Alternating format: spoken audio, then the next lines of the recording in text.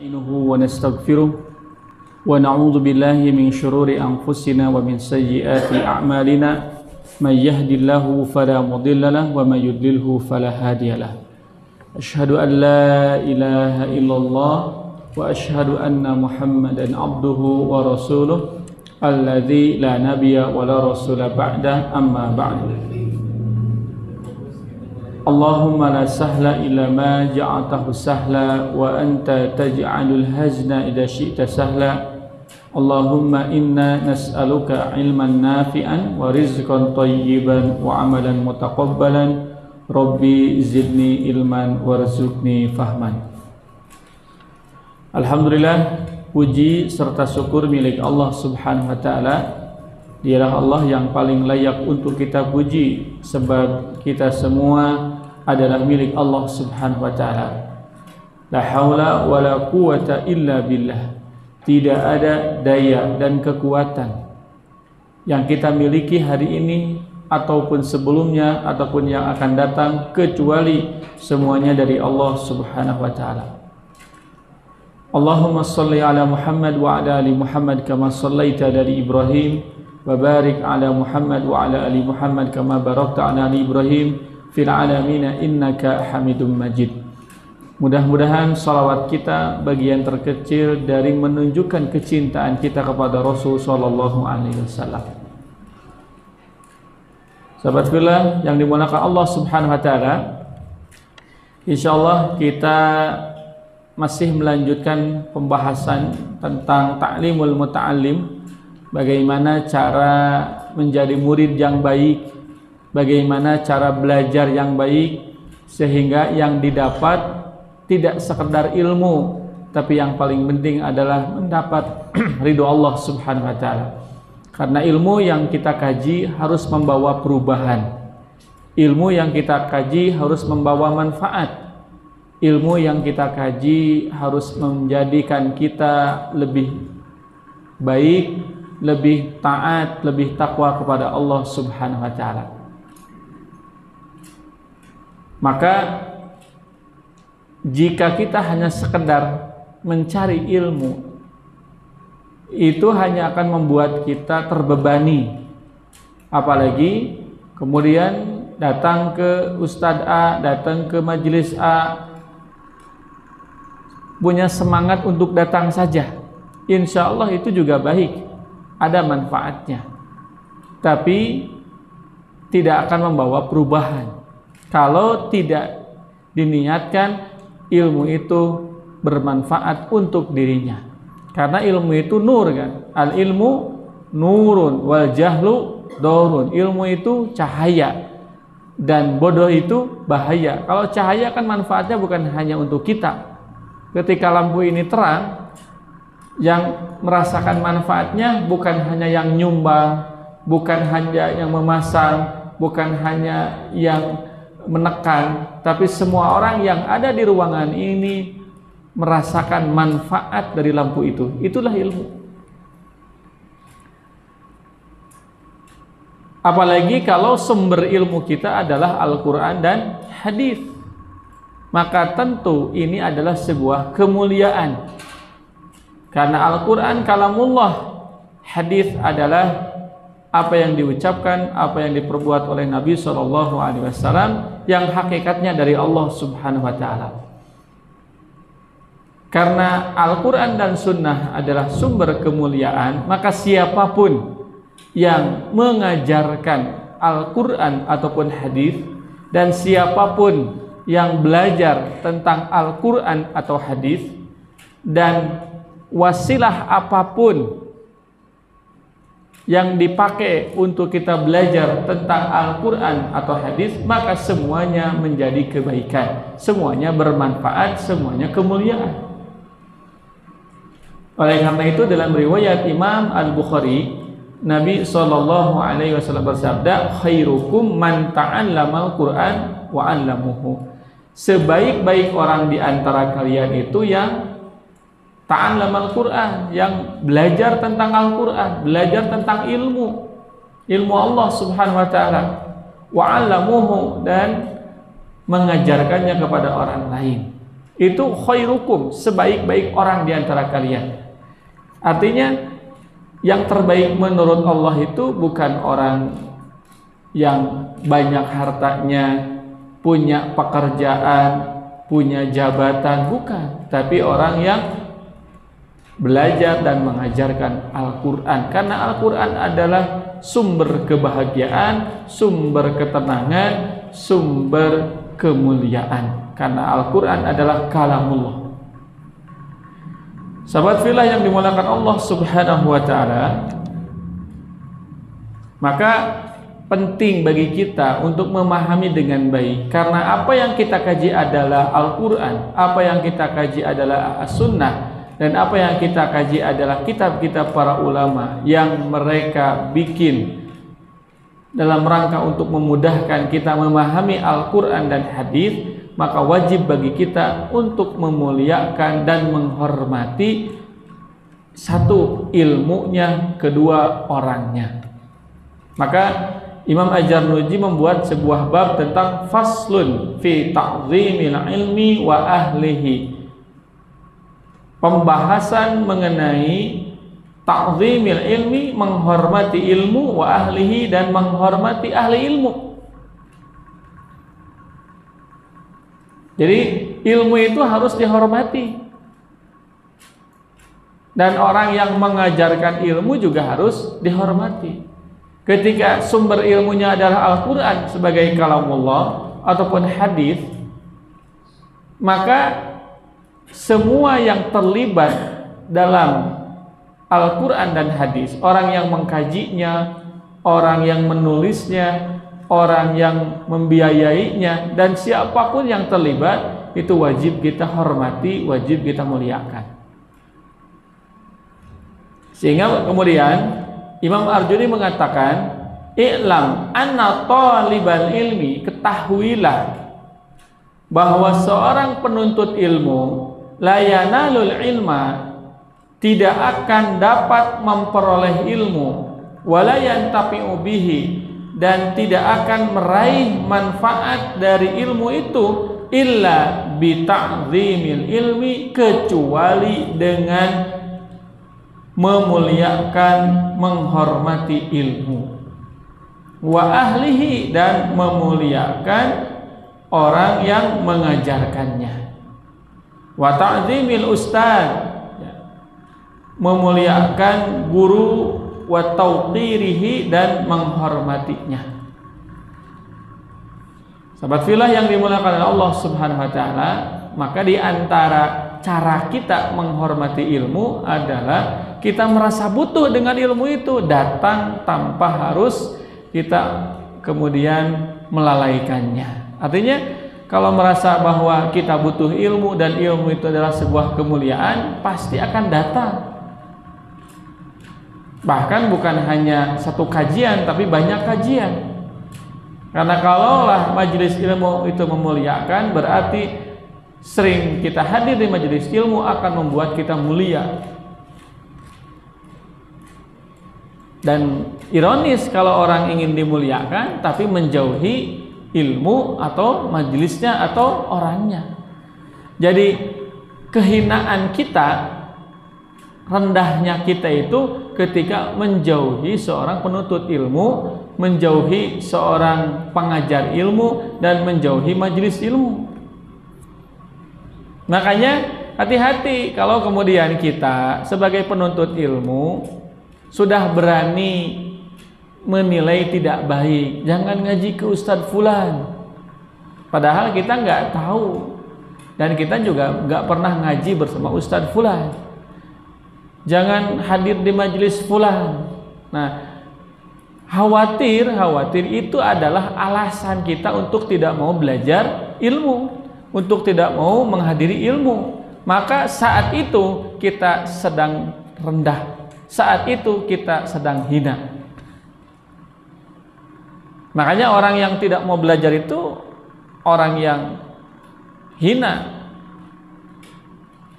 orang yang rendah. Kenapa? Karena ilmu itu mengangkat. Berdasarkan Quran surat Al-Mujadilah ayat 11. A'udzubillahi minasyaitonirrajim. Yarfa'illahu alladzina amanu minkum walladzina utul ilma darajat. Allah akan mengangkat orang beriman dan orang berilmu di antara kalian beberapa derajat. Jadi iman dan ilmu itu mengangkat harkat martabat, membuat kita mulia. Sebaliknya, mafhum mukhalafahnya berarti orang yang tidak beriman dan orang yang tidak memiliki ilmu, maka berarti ia telah jatuh pada kehinaan dan jatuh pada kerendahan. Jadi artinya orang yang tidak mau menambah keimanan dan mau menambah ilmu itu sama dengan menghinakan dirinya, merendahkan dirinya. Jadi kalau ada orang yang menghina dan merendahkan kita, itu bukan salah orang secara mutlak. Bisa jadi itu adalah kesalahan kita. Artinya pemicunya adalah kita. Kenapa? Karena kita tidak ada alasan oleh orang untuk dihargai karena tidak memiliki ilmu. Makanya insya Allah ya, ilmu itu betul-betul akan membuat kita terhormat. Apalagi ya, kalau saya lagi ilmu itu adalah ilmu Al-Quran, ilmu hadis. Contoh misalkan ada anak kecil lah di sini, umurnya baru 7 tahun, sudah hafal Quran 30 juz. Kira-kira bagaimana sikap kita? Oh, pasti akan ya segan. Kalau ke masjid misalkan, pasti kita angkat dia sebagai imam. Karena merasa bahwa dia sudah layak untuk jadi imam karena hafal Quran 30 juz. Contoh misalkan ada kakek-kakek umur 70 tahun tuh bisa baca Quran. Ke rumah tuh bisa baca Quran, tukang heureuy. Biasanya itu akan direndahkan dengan cara dioleg, apa dioleg gitu. Diheureuy ya. Aki-aki itu bisa baca Quran, naon-naon tuh ki. Gitu kan? Ketika baca Quran dengan cucunya ternyata salah, oh kakek mau itu kan. Kita merasakan atau pernah mungkin dibilangin atau diluruskan, dinasehati oleh anak kita hanya karena kita salah. Ada yang memang anak itu mengingatkan karena menghormati, ada juga yang dibarengi dengan sedikit mencemooh. Masa ayah salah? Masa baca gitu aja tidak benar? Nah, gitu kan? Nah, itu makanya kenapa diantaranya kita sebagai laki-laki, sebagai orang tua harus lebih bisa daripada anak kita dalam rangka untuk membuat mereka tetap menghormati kita.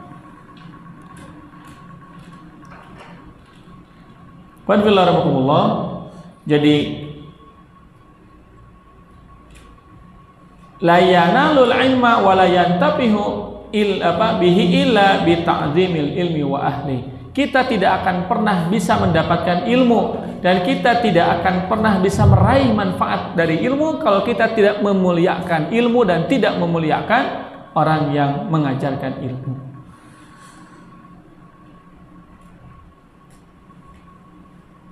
Dan itu sebuah kerugian sekali lagi saat kita kemudian tidak bisa mengkaji ilmu hanya karena banyak alasan.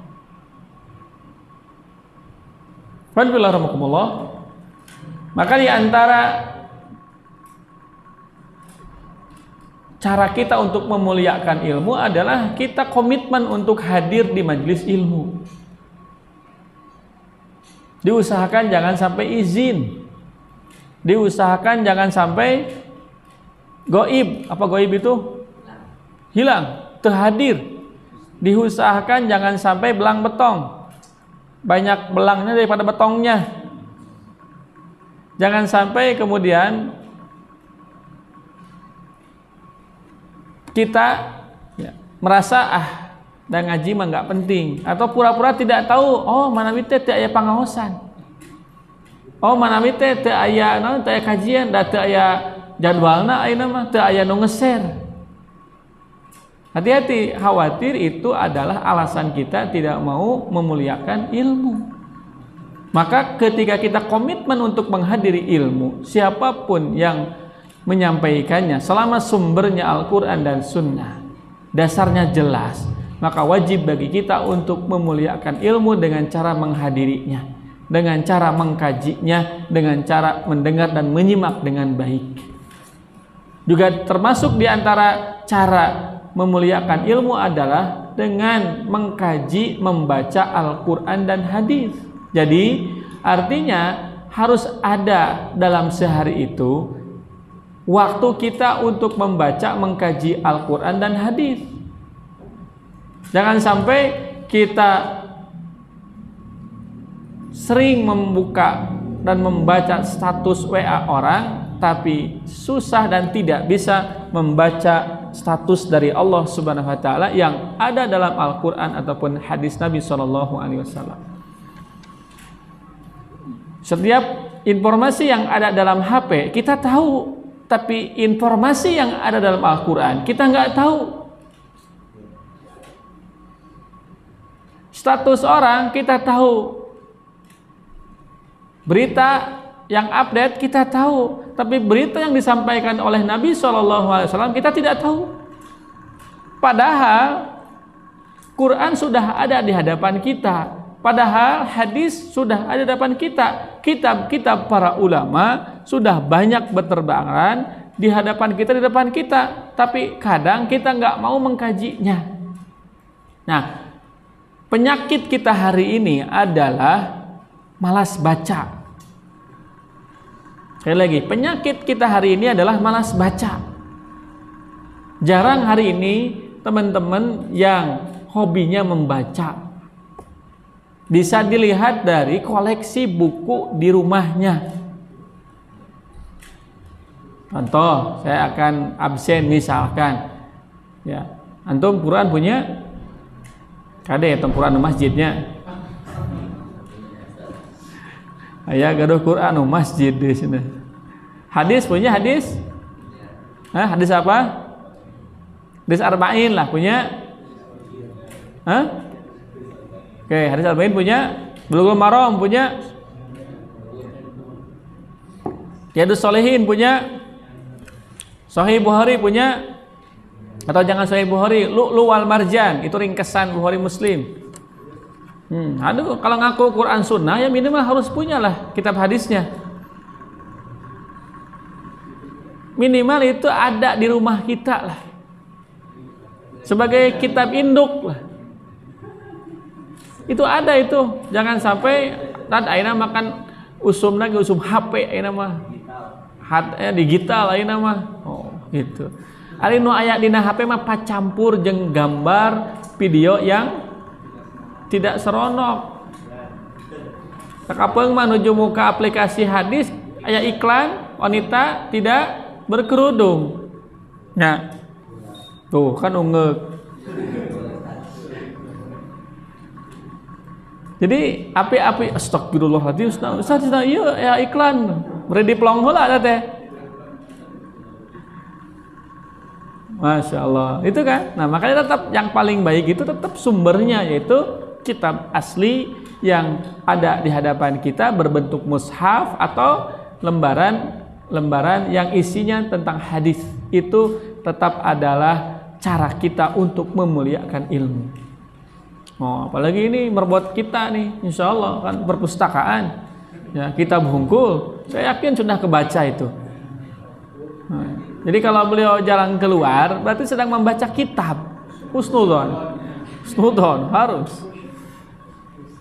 Dan antum yang tidak ke perpustakaan cing cirining tara maca. Nah, cing cirining, ya. Kecuali kalau bukunya hilang. Ini kemana buku ini? Oh, nggak ada. Khususnya dibaca. Ari tara ka perpustakaan mah tara maca tuh. Betul? So, dulu mah inget saya kalau di pesantren, kebetulan kalau saya kan di Buah Batu, di depan DPW ya partai itu ada perpustakaan daerah, perpus daerah. Oh, itu perpustakaan paling besar se-Bandung.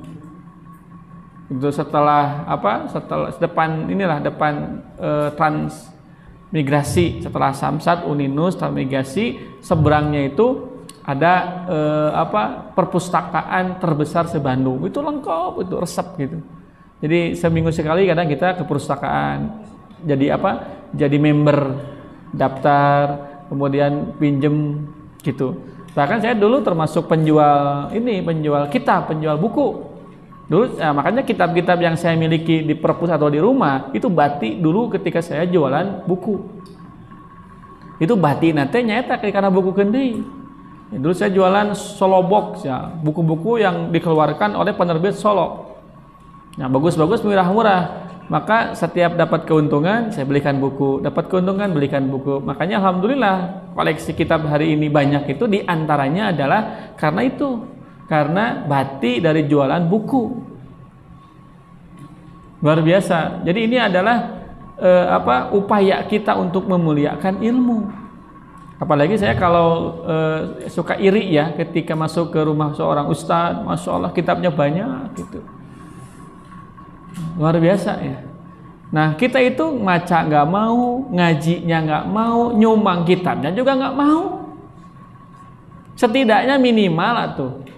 Kalau kita nggak mau ngaji, belajar, nggak mau membacanya, minimal kita nyumbang.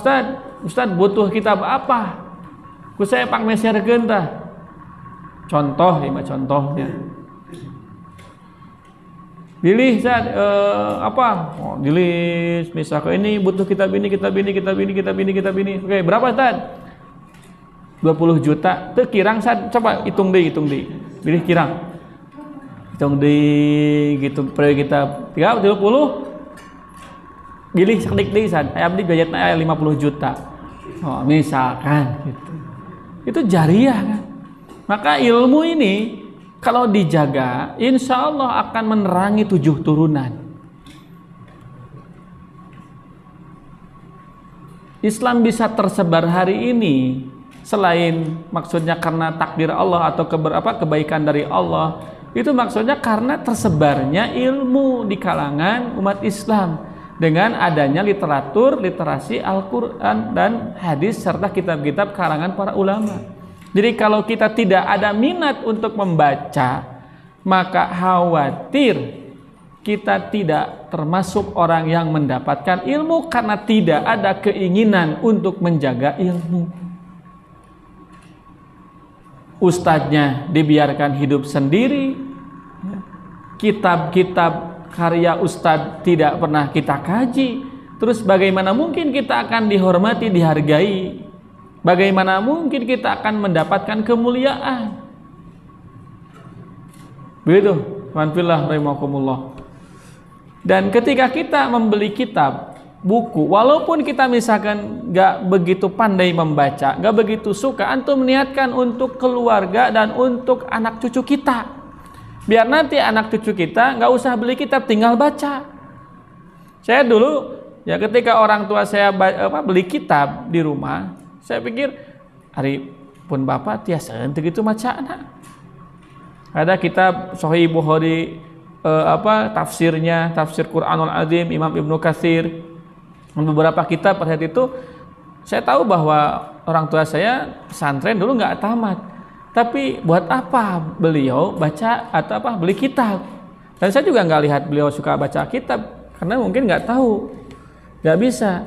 Ternyata untuk saya, supaya nanti saya ketika selesai di pesantren gak usah beli kitab, tinggal baca. Akhirnya alhamdulillah, di antara sebagian besar kitab yang saya miliki hari ini adalah warisan dari orang tua. Padahal orang tua saya gak lulus atau gak tamat sekolah di pesantren, tapi punya pemikiran yang jauh ke sana, bahwa walaupun orang tua tidak bisa baca kitab, tapi setidaknya anaknya bisa baca kitab, hasil jerih payah dari orang tuanya. Ini yang tidak terpikir oleh kita hari ini. Sehingga kalau kita meninggal, ya udah anak kita nanti mau belajar apa? Ku urang teu diajarkeun, ku urang teu dititipkeun ka ustaz, ka ulama. Kita juga tidak mewarisi ilmu. Di rumah kita nggak ada kitab dan buku. Sehingga ketika kita meninggal, anak kita tidak memiliki asupan gizi berupa ilmu, sehingga yang mereka cari adalah harta. Nauzubillahi min dzalik. Wanfillah rahimakumullah. Maka sudah saatnya kita hari ini berpikir ke arah sana, bahwa kita punya anak, walaupun mungkin anak kita nggak di pesantren, tapi nggak ada salahnya kita ajarkan mereka tentang ilmu-ilmu kepesantrenan. Sekarang kan sudah banyak majelis ilmu, sekarang sudah banyak para ustadz yang mereka mau mengajarkan ilmunya, baik tentang ilmu bahasa Arab ataupun ilmu yang lain. Asal maunya.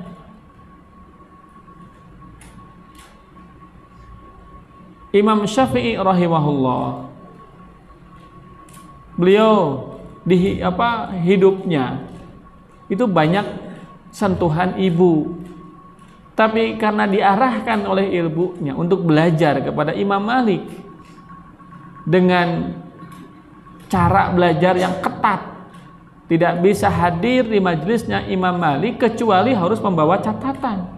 Sedangkan Imam Syafi'i terbatas, termasuk miskin, tidak punya apa-apa, tapi karena semangat yang tinggi dalam dirinya dan motivasi yang ditumbuhkan oleh ibunya karena bapaknya sudah meninggal, maka Imam Syafi'i tetap bisa menghadiri majelisnya Imam Malik dengan cara membawa catatan dari kertas buku hasil dia mencari di negara atau di sampah lah. Jadi ada kertas-kertas yang dibuang oleh negara. Nah, kemudian kan belakangnya kosong. Nah, itu dipakai untuk catatan-catatan Imam Syafi'i belajar hadis kepada Imam Malik. Sehingga ketika beliau belajar, setelah itu pulang, beliau tempelkan di kamarnya. Dia ulang-ulang, dia hafalkan, sudah hafal, kemudian ganti dengan lembaran yang baru. Ganti dengan lembaran yang baru. Nah, kita ya, alhamdulillah cerdas-cerdas semuanya. Luar biasa kan, ke majelis ilmu nggak bawa pulpen, nggak bawa buku, pulang ke rumah juga nggak dimurojaah. Ini cerdas. Husnudon saya. Antum memang punya kelebihan belajar ilmu tidak textbook tapi out of the book. Oh. Luar biasa. Ini generasi akhir zaman tuh luar biasa. Masya Allah. Itu cerdas-cerdas, hebat lah. Masya Allah. Tapi nggak tahu nanti ilmunya akan seperti apa. Mazhabnya apakah mazhab barhoiyah, pas bubar pas pohoiyah, susah hafal, mudah lupa. Kalau bahasa guru saya itu belum dibaca sudah lupa. Belum dibaca sudah lupa, atau dihafalkan. Makanya nanti ada bab tentang murojaah ya. Mumarosah, mengulang-ulang materi yang sudah didapat. Karena ilmu itu harus diulang, dimurojaah supaya terus menambah khazanah pengetahuan kita. Hari ini mungkin kita cuma dapat 20% dari ilmu yang disampaikan. Tapi bisa jadi ketika dimurojaah nambah jadi 40. Dimurojaah lagi nambah jadi 60. Karena ilmu itu ketika dikaji itu tidak sama. Makanya kata Dr. Aid Al-Qarni, tidaklah aku membaca Fathul Bari dihatamkan dari jilid 1 sampai terakhir kecuali aku dapat ilmu baru. Murojaah lagi dapat ilmu baru. Murojaah lagi dapat ilmu baru. Aneh itu ilmu mah. Antum membaca hadis yang sama berulang-ulang itu akan dapat dari setiap hadis yang kita baca ilmu baru. Makanya kaidah mencari ilmu itu kan Robbi zidni, yang membuat kita bertambah ilmu itu kan Allah. Tugas kita hanya itu, belajar, murojaah, belajar mengulang, bertambahnya ilmu oleh Allah Subhanahu wa taala. Qanfillah rahmakumullah itu ya. Jadi bahwa cara kita ya ingin mendapatkan ilmu dan manfaatnya adalah dengan memuliakan ilmu itu sendiri. Dan sumber ilmu adalah Al-Quran dan hadis. Maka beruntung ketika kita rajin membaca, rajin mengkaji Al-Quran. Saya lagi ini momen yang langka. Kita kalau ngobrol itu bisa berjam-jam. Tapi membaca, mengkaji Al-Quran setengah jam sudah lain ceritanya. Makanya orang mas ulah ngaji lah, ngobrol. Sebetulnya istilah aja itu ngaji, cuman dibawa obrolan gitu. Itu juga baik. Cuman biasanya kalau ngobrol itu bukan majelis.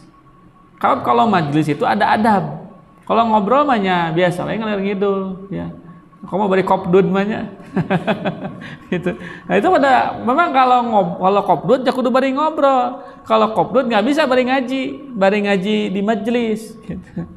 Kenapa? Karena berkaitan dengan adab dan kehadiran malaikat untuk hadir menyimak dan mendoakan para penuntut ilmu.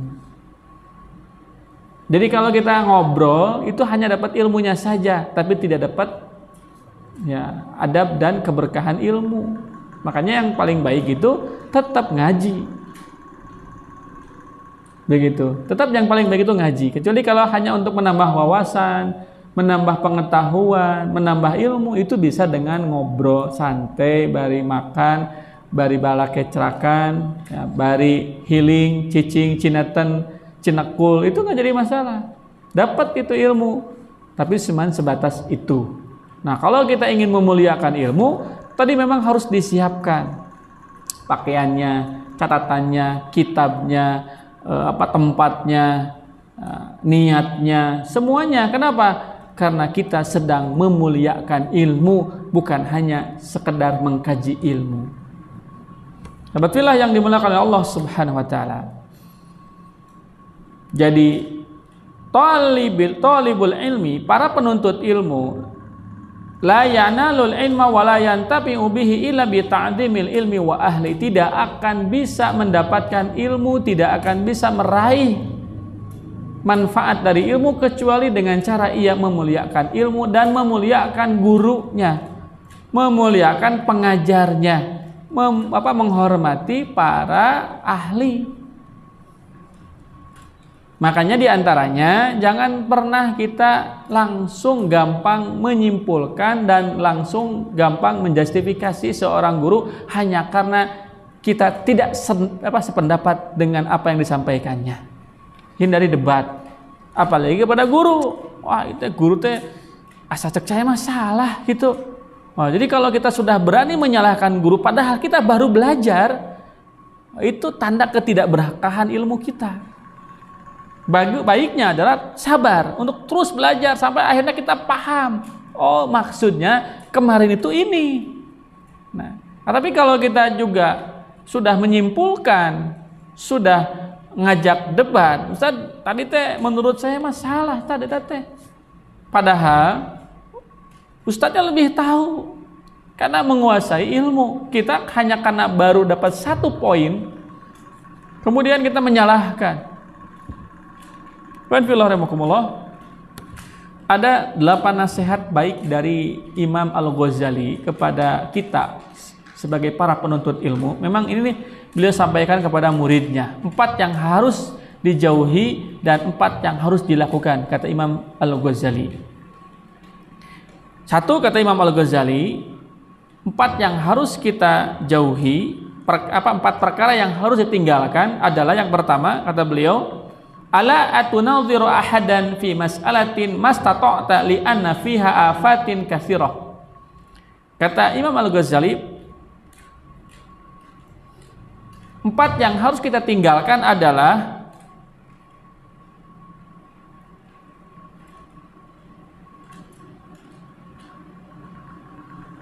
jangan berdebat dengan siapapun untuk menampakkan kebenaran. Jangan berdebat ya dengan siapapun untuk menampakkan kebenaran.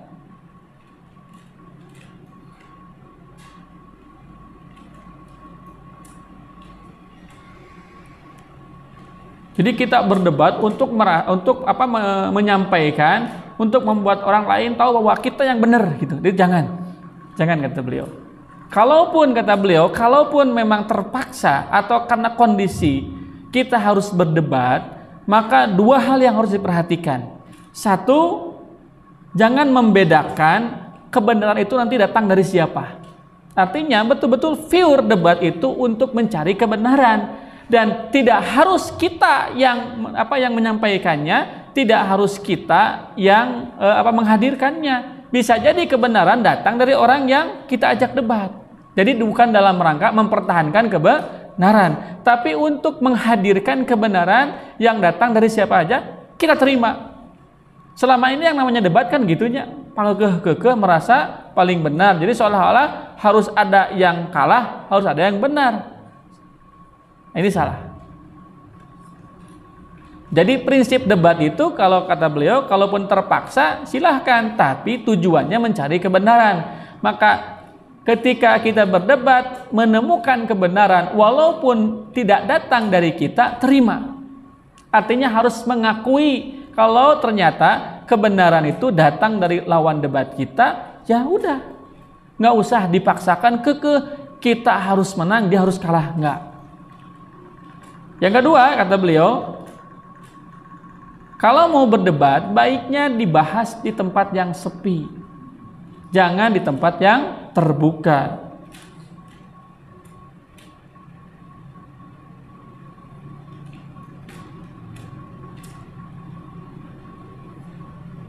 Kenapa? Karena kalau nanti dibahas di tempat ramai, nanti banyak orang yang melihat ketidakbaikan kita. Karena debat itu biasanya memperlihatkan akhlak yang tidak baik gitu.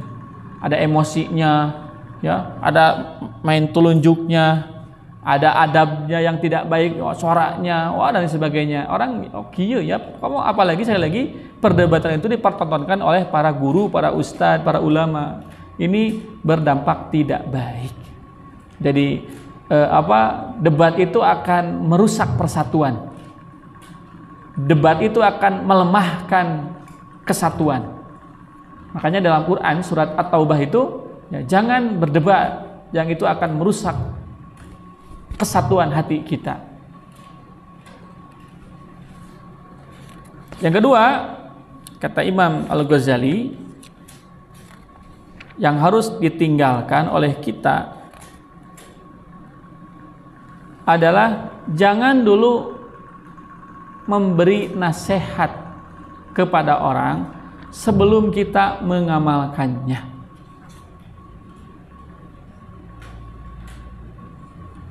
Jangan kita memberikan nasihat sebagai orang yang solutif, yang memberikan solusi kepada orang, tapi kita tidak mengamalkannya, jangan. Jadi artinya kalau kita sudah mengamalkan, maka nasihat itu adalah apa yang sudah kita amalkan, apa yang sudah kita terapkan, supaya menjadi kebaikan dan keberkahan. Yang ketiga,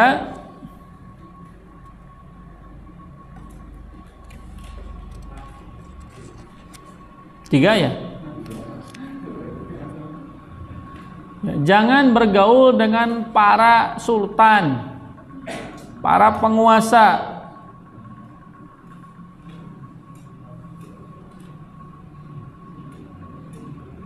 dan jangan mau dipuji oleh mereka.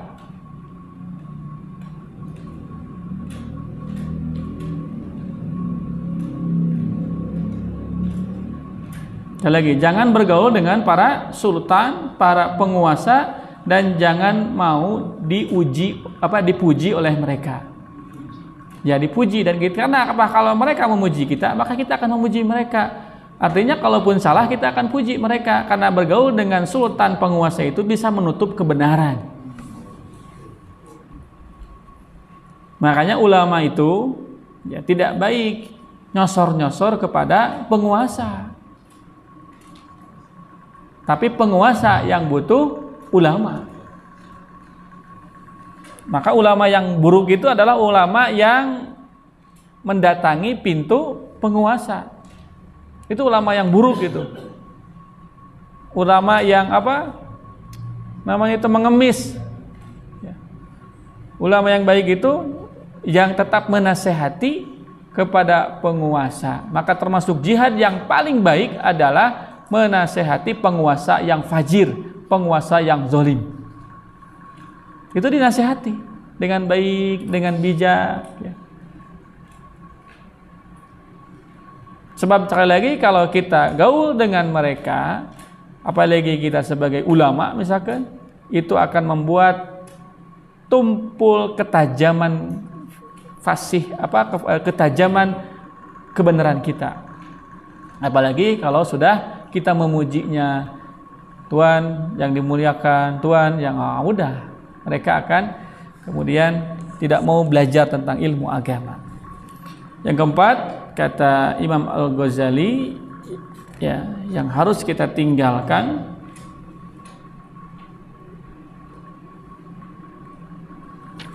adalah jangan menerima sedikit pun pemberian atau hadiah dari para sultan dan penguasa. Bisi cadel, ketika mereka salah, kita tidak berani mengingatkannya hanya karena kita pernah diberi. Karena hadu tahabu, kata Nabi, hadiah itu akan menumbuhkan rasa cinta. Begitu, hadiah itu akan menumbuhkan rasa cinta. Muncul istilah Sunda mah sok jadi heureut lengkah, sok jadi cadel. Begitu, makanya para ulama dulu itu ketika dikasih hadiah mereka dikembalikan, seolah-olah tidak menerima. Makanya para sultan dulu kalau mau ngasih itu ke keluarganya. Ada yang dikembalikan, ada yang memang diterima. Ini sekali lagi dalam rangka untuk menjaga kemurnian ilmu dan ketajaman analisa serta kebenaran yang mutlak, supaya ilmu tidak dipengaruhi oleh kepentingan pribadi atau siapapun. Kemudian 4 yang harus kita lakukan. Ini nasihat Imam Al-Ghazali kepada muridnya. 1, fokus memperbaiki diri dengan Allah Subhanahu wa taala. Fokus ibadah kepada Allah, fokus memperbaiki hubungan baik kita dengan Allah Subhanahu wa taala. Jangan menghiraukan yang lain. Fokus aja.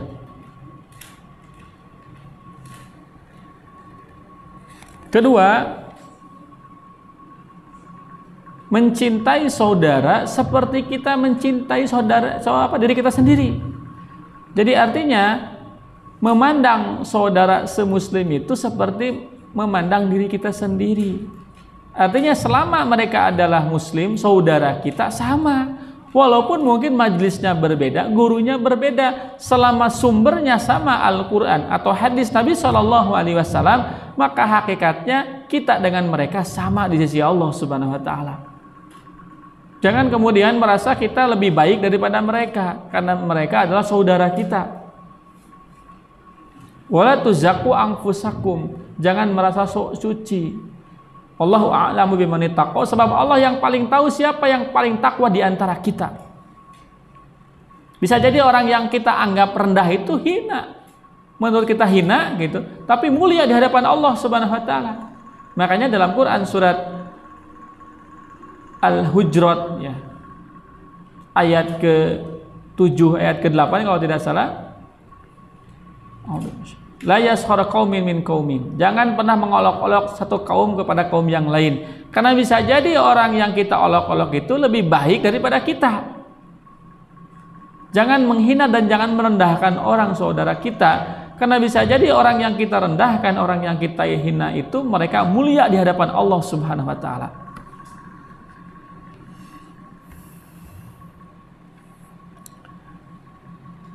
Suatu saat Imam Ahmad bin Hambal itu menasihati, mengingatkanlah anak kecil yang sedang pakai sandal. Ya. Sandalnya sandal besar. Kata Imam Ahmad, ya walad, wahai anakku, hati-hati kamu dalam memakai sandal, nanti kamu terpleset. Ternyata dibalikin. Kata beliau, ya kata anak ini, ya Imam, saya kalau terpeleset cuman terkirir, tapi Anda harus lebih hati-hati, sebab kalau Anda terpeleset celakanya dunia akhirat. Kalau saya salah pakai sandal cuman terkilir, tapi kalau Anda sebagai seorang imam salah dalam berucap, salah dalam bertutur kata, dan salah dalam bertindak, maka terpelesetnya dunia akhirat dan merugikan banyak orang. Agak begdah ya adik itu kan. Artinya ternyata orang yang mungkin tadinya kita anggap dia kecil, ternyata besar karena kata-kata itu keluar dari hati yang paling dalam. Bisa jadi itu adalah dari Allah Subhanahu wa taala. Makanya jangan pernah kemudian kita meremehkan kata-kata dari anak kecil. Ah, budak mah cicing bisa naon. Budak mah nyaho naon diicing lah tong loba ngomong.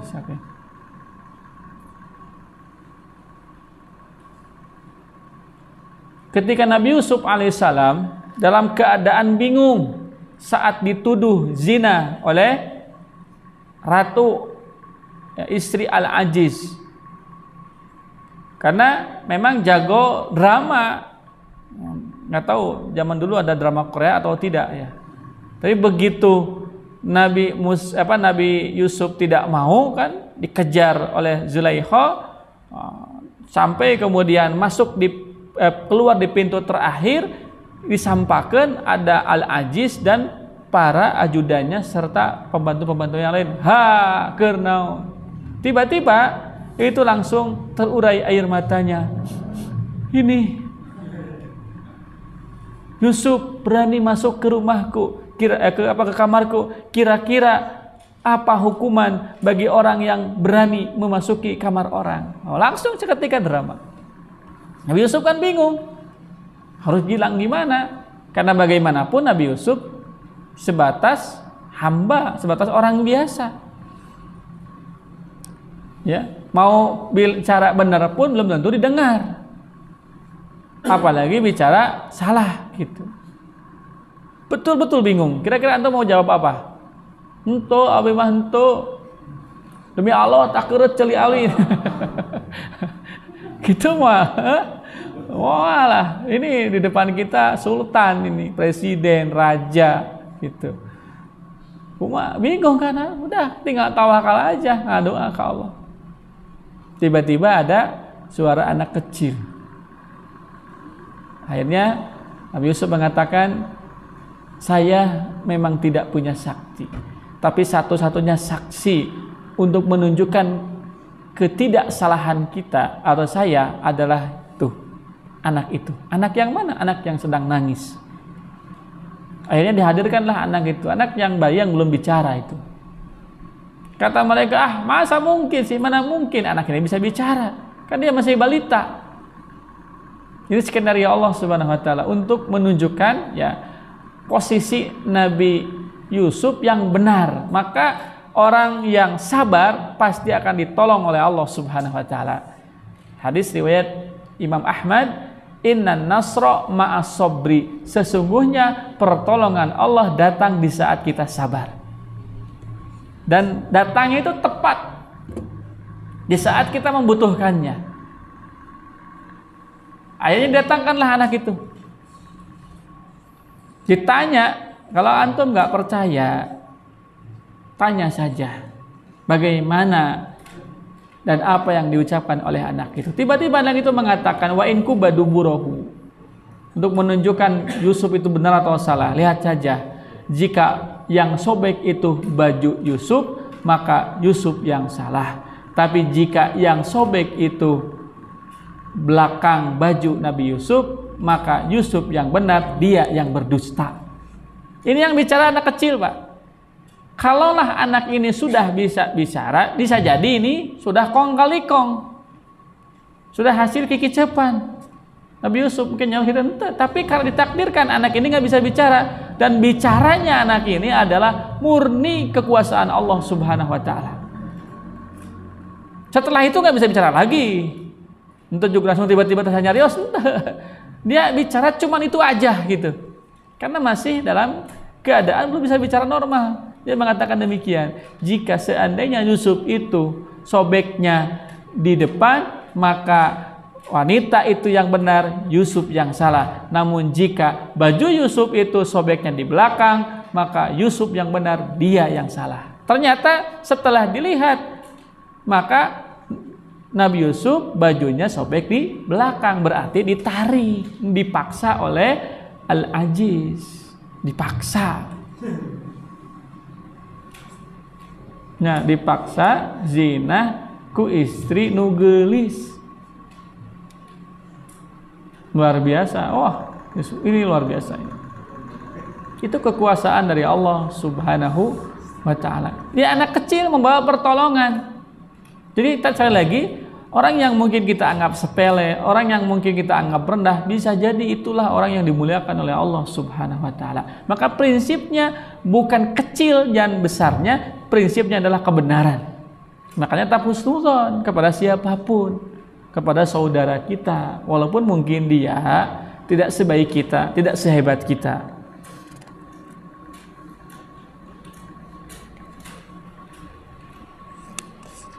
Yang keberapa? Yang ketujuh, ya. Ketujuh, ya.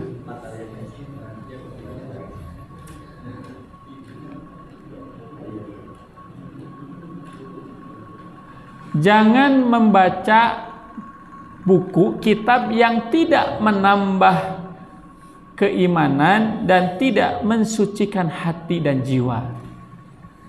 Jadi jangan sibuk mengkaji, jangan sibuk membaca sesuatu yang tidak menambah keimanan dan tidak membersihkan hati dan jiwa kita. Jadi kalau akan seukur menghabiskan waktu dengan membaca status, jangan.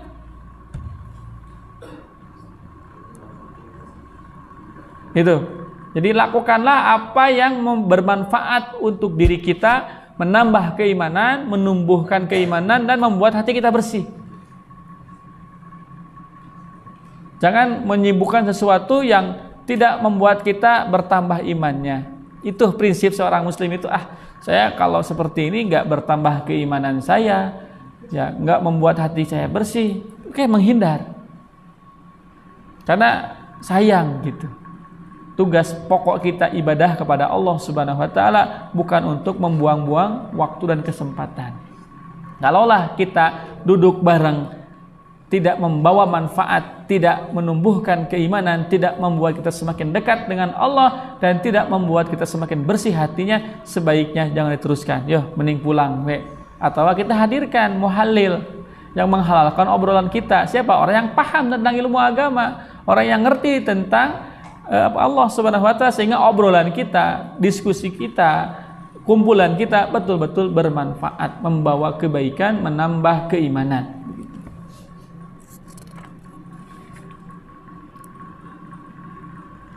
Yang ke-8 kata beliau, yang harus kita lakukan adalah jangan mengumpulkan harta lebih dari kebutuhan selama setahun. Jadi tong sibuk teuing mengudak dunia, cekaplah satahuneun we bekal mah. Tong imah buat nanti masa depan anak saya. Wih, anaknya belum lahir sudah disiapkan sagarupina. Tatangga kalaparan diantep. Ini demi masa depan anak ini saya sudah belikan ini, belikan ini, belikan itu, belikan itu. Tetangganya kelaparan, tetangganya nggak makan, nggak tahu dan dibiarkan. Ini masalah. Jadi pastikan kebutuhan kita paling lama setahun lah cukup. Setahun kita kuma Allah. Begitu. Jadi jangan terlalu berambisi untuk mencari-cari dan untuk mengejar harta. Alhaakumut takatsur hatta zurtumul maqabir. Hampir melalaikan kita memperbanyak-banyak harta, mengejar dunia sampai lupa kewajiban pokok kita ibadah kepada Allah dengan cara kita mengkaji ilmu syar'i, membuat kita paham bagaimana memuliakan Allah Subhanahu wa ta'ala. Kita sibuk ke sini, kita sibuk ke sana. Alhaakumut takatsur. Hampir melalaikan kita memperbanyak harta. Hatta zurtumul maqabir, baru sadar ketika kita di alam kubur. Ternyata ya Allah, apa yang saya lakukan salah. Waktu saya habis dipakai untuk A, dipakai untuk B, nggak sempat belajar, nggak sempat ngaji, nggak sempat datang ke Ustadz A. Ustadznya ada, tapi kitanya nggak ada waktu. Majelisnya ada, tapi kita nggak ada kesempatan.